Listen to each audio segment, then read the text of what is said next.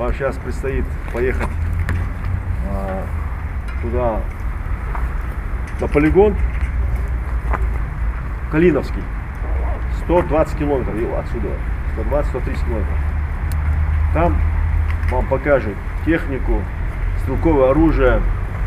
Вас там научат оказывать первую медицинскую помощь, тактическая подготовка, огневая подготовка, топография. Вот за 3 дня вы должны этому все научить, вспомнить то, что вы в свое время в армии прошли. Выстроившись в строй, резервисты выслушивают информацию о возможности повторной службы.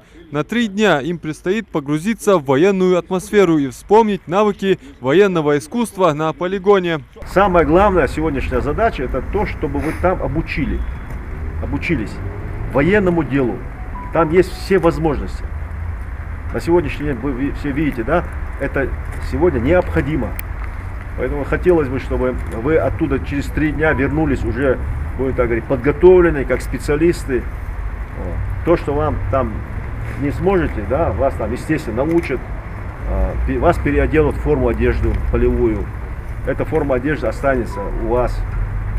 Будет там и денежное довольствие вам выдаваться, медицинское обеспечение там будет. Значит, и, естественно, бесплатно вас отвезут на нашем транспорте и привезут.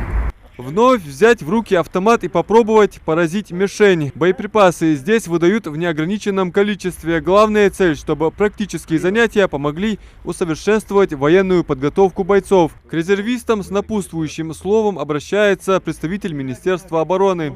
Как сказал военный комиссар, поэтому учиться военному делу необходимо настоящим образом. Кто проходил службу уже в рядах вооруженных сил, как говорится, если что-то забыл, руки вспомнит и помнит. Поэтому желаю только успехов и удачи, подготовиться, тактическая огневая подготовка. Вот, ваш настрой, не первый год уже служу в армии, поэтому знаю ребят с Кавказа, настоящие мужчины. Всего вам хорошего и удачи.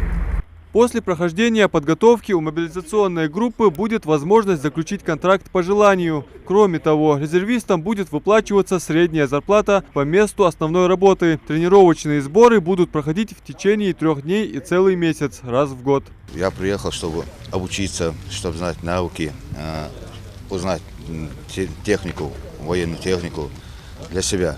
Мы сейчас едем на 3 дня обучиться.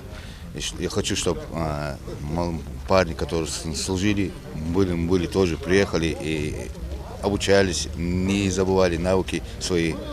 Мероприятия до оформления личных дел и отбор кандидатов в людской мобилизационный резерв в военных комиссариатах городов и районов республики проходят с конца 2021 года. В соответствии с указом президента о создании резерва из региона на военный полигон отправится от 100 до 150 человек. Все они при необходимости смогут защитить свою страну. Есть много примеров, где вот именно элементарных вещей, которые не знают, как наложить жгут, как оказать первую необходимую помощь, как ориентироваться на местности.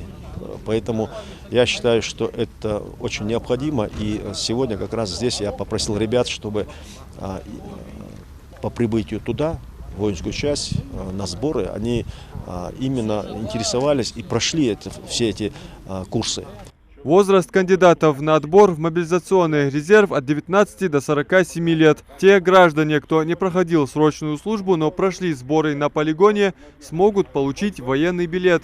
Присягу примут там же, на полигоне. После напутственного слова военного комиссара республики резервисты готовятся выезжать на тренировочные сборы в Калинино. А те, кто желает пройти военную подготовку и вступить в людской мобилизационный резерв, может обратиться в комиссариат по месту жительства. Адам Мережков, Адам Гулоев, Магомед Дедигов. Новости 24.